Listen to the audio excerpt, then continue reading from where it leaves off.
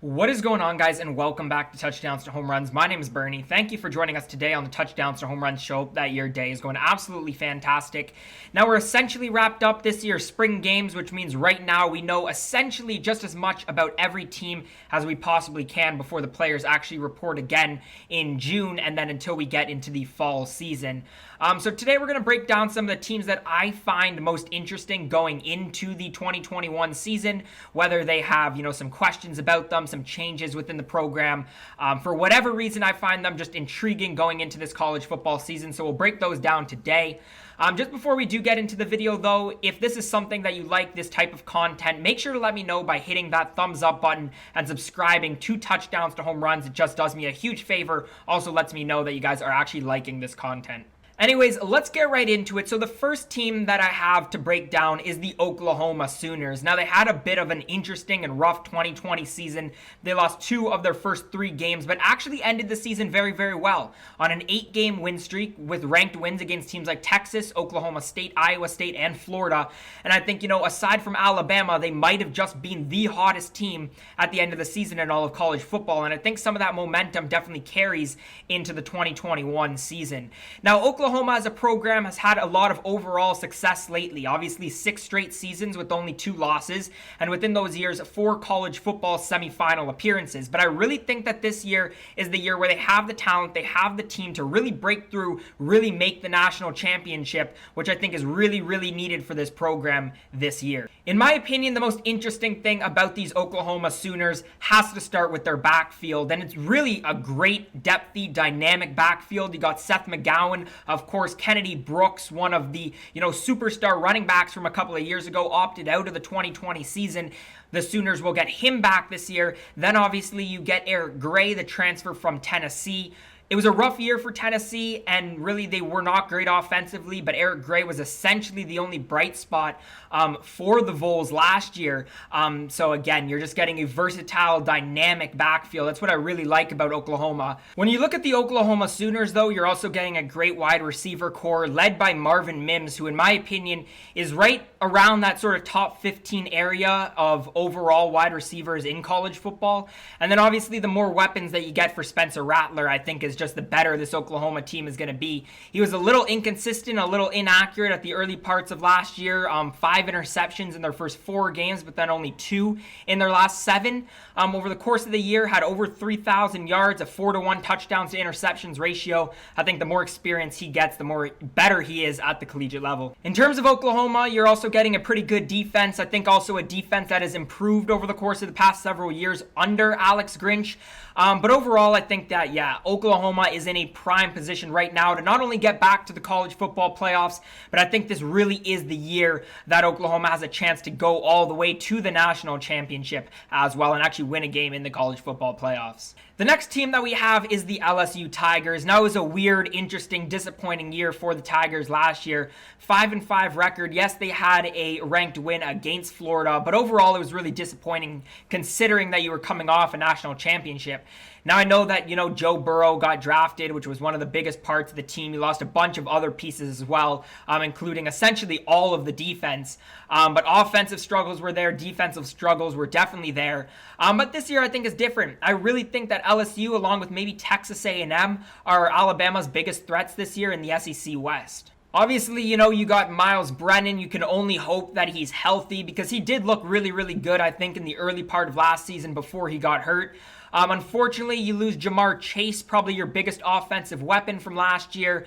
I still think the Tigers have a bit of depth in terms of their wide receiver room. Obviously, Kayshon, Boutte, I think, could potentially continue to develop into a real star.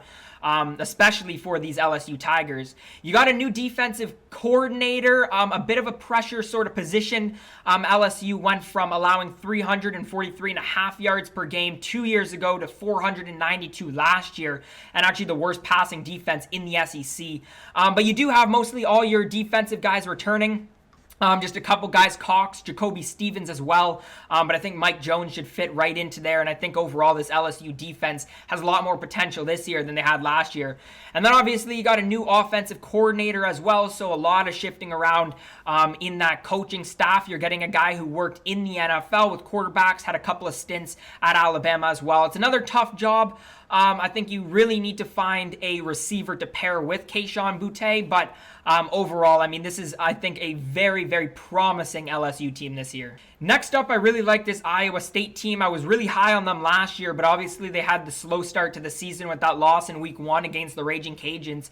But overall, a really good and productive year. When you look at their 9-3 record, also ranked wins against Oklahoma, Texas, and Oregon. I mean, Iowa State, especially this year, is really, really intriguing when you take into consideration how stacked they are. They've got the experience, essentially almost everybody returning except Jaquan Bailey. They do have to fix up their defensive line a little bit, but they do got depth and obviously a ton of talent, as I was just mentioning. In terms of the really good stuff regarding Iowa State, in my opinion, they are not that much behind Oklahoma. When you look at sort of the standings of the Big 12, they beat the Sooners 2 times in the last 4 years, including 1 time last year in a very, very close game in the Big 12 championship game. When you look at the actual build of this Iowa State team in terms of Big 12 rankings, you probably got the second best quarterback in Hull. You probably got the best running back in the country, the best O-line. You got some of the top linebackers as well, and arguably the best head coach. So this resume for Iowa State is definitely right up there. I think they're definitely one of the most talented teams in college football, probably a sneaky team to get in there to the college football playoffs. They got depth, they're deep, they're extremely talented. Look out for the Cyclones this year. The final team that we're going to be covering today is Tennessee. Now, Tennessee just finished up their spring game, and I think, there were a lot of positive signs from that game for them. It was a rough year last year, so I don't know how much, or how high the expectations necessarily can be for them this year, but they definitely are one of the most intriguing teams in college football. They had a 3-7 record last year, but only a 1-7 record after week 2, but, they had a ton of problems at quarterback, a recruiting scandal in the offseason, and also, obviously, Gray and Chandler transferred out. But then, obviously, a lot of positive signs as well. New head coach, which it's honestly about time for. But Josh Heupel from UCF, really offensive-minded coach, I think is exactly what Tennessee needs. I think the biggest concern that Tennessee fans had coming into the season was at the quarterback position, just because, Garantano, the majority-time starter last year, was not fantastic. By any means, but this year you got probably one of the most, if not the most exciting quarterback battle in all of college football. You got Hendon Hooker, extremely talented transfer from Virginia Tech. You got Harrison Bailey, who looked phenomenal in the spring game, really poised in the pocket, great ability to get the ball downfield. Brian Maurer as well, and then Joe Milton, we found out, was transferring officially into the program yesterday. Really, really lively arm, can throw the ball like 80 yards if he gets that accuracy up. He's also a mobile quarterback. I think, he could potentially be a really good option for Tennessee as well. In the spring game particularly, now I don't want to buy into it too much because at the end of the day, it's just a spring game, but the offensive line especially looked really, really bought in. You got a great wide receiver core as well, even without Palmer. Jones Jr., Callaway, even Tillman looked really, really good and improved in the spring game. I was really impressed with him. Of course, though, the defense is the biggest issue for Tennessee. Yes, they were missing some people in the spring game, but their secondary especially didn't look great. You've lost a few guys from last year in comparison to this year, and also an offensive-minded coach. So I think the defense is really the one thing that I would point out as the issue and really that you have to focus on. They definitely have to figure some stuff out on the defensive side of the ball.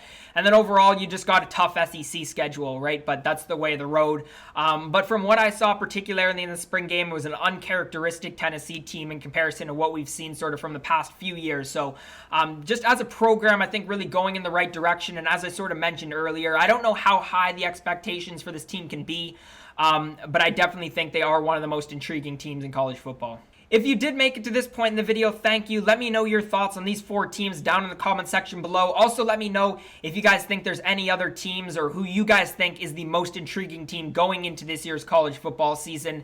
Again, if you did enjoy today's video and what you saw today, make sure to leave a thumbs up, hit that subscribe button. It'd be doing me a huge favor, and it also lets me know that you guys want to see more content just like this. But as always, guys, thank you so much for watching, and I hope to see you again next time.